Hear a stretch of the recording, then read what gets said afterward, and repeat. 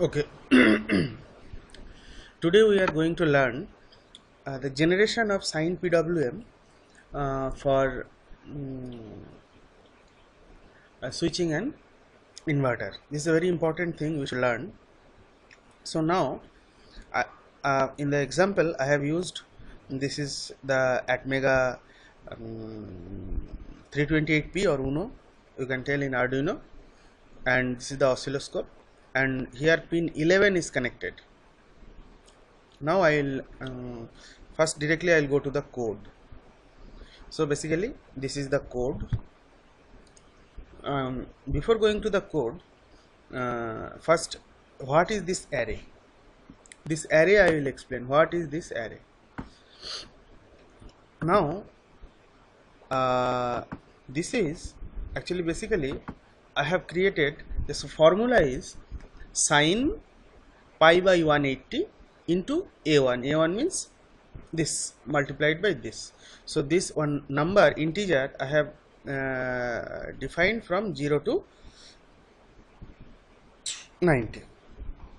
So at 0 it is showing the sine 0, and at when the value is 90 it is showing the value of sine 90. So 1 degree resolution. This is the array. So now if I plot it, if I plot the thing, what you will get, you see I am getting one sine wave which is 0 to pi by 2.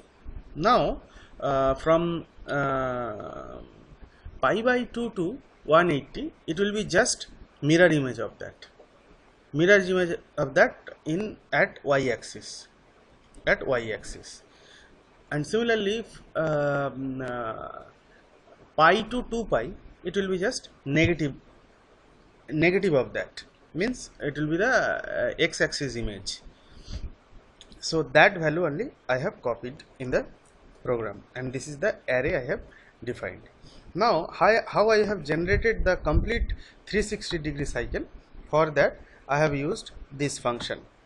So you see here, when that value, this array counter value, if it is 0 to 90, then it will return simply it will return AX, this array value it will return. But when it is going 90 to 181, so it will return this value only. So that means if it is 91, if the value of X is 91, it will return A90. A90 means it is the value of sine theta at 90 degree. And similarly these are the things I have done. It is minus, you see this is minus, and here also it is minus. So complete 360 it was done. Now the important thing is here, one of the important thing is the setting the timer. So this is one macro, this ACI is a macro, and this is a special register. This is the last bit I have enabled. I make it high for global interrupt enable, and this is the data direction register, because that particular pin means I am using here OCR 2A. So now if you go to the pin mapping, so you see this is the OCR 2A, that is output compare register pin. So this is connected to digital pin 11. So that's why in Proteus you see I have connected these things to digital pin 11. So that digital one more thing, this port is PB3. So port B, third bit is this pin. So that's why in data direction register, this is the 0th bit, then first, then second, then third. This third bit I have made 1, because data direction register, if I make the particular bit 1, that particular pin it will work as an output. Now there are 3 more register I have used. One is timer counter control register A, another is timer counter control register B, and this is timer interrupt mask register. So here I have make that, I will explain one by one. First I will go to A register. Now if I go to the A register, now this is my this is my TCCR 2A. So I am using only one OCR. So I am configuring this 2 bit. Now I am coming the settings of this COM 2A1 and COM 2A0. So this is phase correct PWM mode. I am using phase correct PWM. Why I am using phase correct PWM, that I will some other time I will explain you. So this is set OC2A on compare match while up counting and clear while down counting. So basically this settings it will give you the non-inverting PWM. So that's why I have made this last 2 bit 1. Now I will go to the remaining bits. Remaining bits are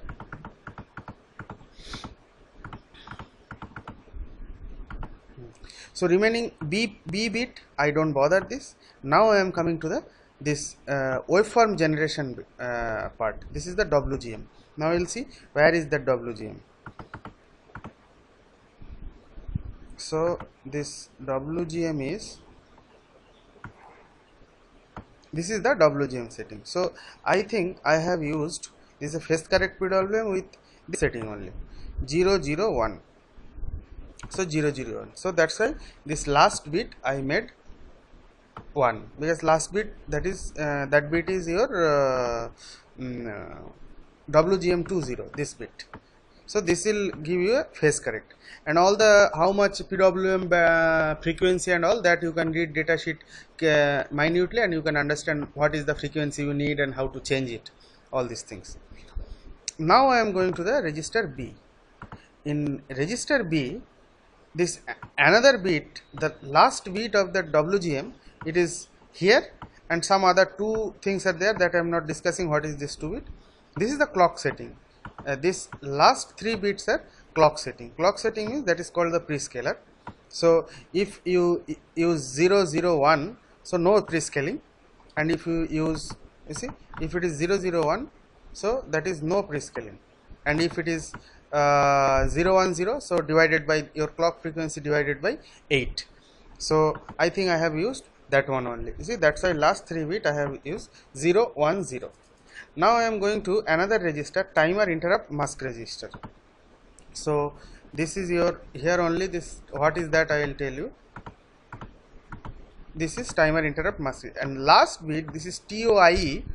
What is this TOIE? TOIE is bit 0, means this is your overflow interrupt enable, means the timer whenever it is counting, it is keep on counting. So once the full, say it is counting 0 to 10, continuously counting 0 to 10. So whenever it is reaching 10, it will generate one interrupt. So that's why I am use overflow interrupt. So what will happen if you are enabling this, and this function I have made that user defined function, and this function I called that in my main function. Now as I told, this service routine, whenever this overflow interrupt occurred, it will go to this service routine, and the vector name is timer to overflow vector. You can see from the data sheet. That time what will happen, this output compare register, whatever value I will put, it will generate a PWM with that duty cycle. So this calculation, how it is happening, that I will tell you later. And after doing this, it will increment the counter. Means I have initialized that I is equal to 0, so it will become I is equal to 1, and again every overflow interrupt, this routine will execute, and once this I value is greater than 363, then it will create this I is equal to 0. So keep on it is generating this. So basically that's why it will generate, as I am using that sine theta function.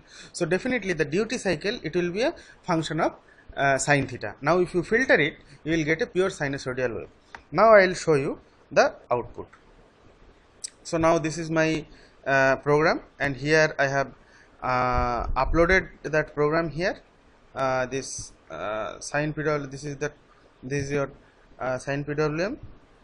So now if you run it, so now if I run it, you see this is the sine PWM, but you are not able to understand whether it is generating sine wave or not. For that, what I will do, for that I will connect one simple capacitor which will work as a filter, but better filter you can get purely sine wave. So now I will run it. Now if I run it, you see it is generating the sine wave. So basically the first waveform whatever you have seen, if you put in if you apply these things to an inverter, basically power output you will get like this. So this is the basic technique to generate sine PWM.